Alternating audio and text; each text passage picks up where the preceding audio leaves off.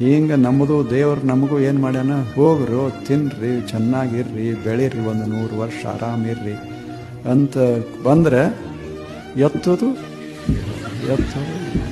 ಯಾವಾಗ ಸುಖ ಸಿಗ್ತದೆ? ಮನೆ ಕಟ್ಟದಾಗ ಸಿಗ್ತದೆ. ಮನೆ ಕಟ್ಟದ, ಇನ್ನ ಸಿಗಲಿಲ್ಲ.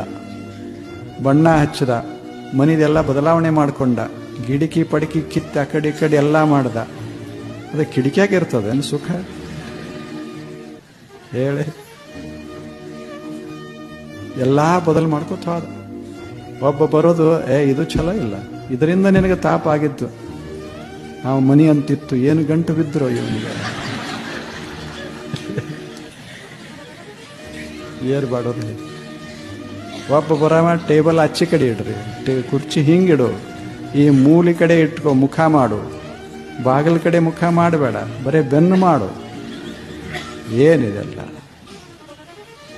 ಎಂತೆಂಥ ಶಾಸ್ತ್ರಗಳು ಬಂದವು, ಏನೇನು ಮಾಡಿದ್ರು. ಮನುಷ್ಯನನ್ನು ಹುಚ್ಚ ಹಿಡಿಸಿಬಿಟ್ಟು.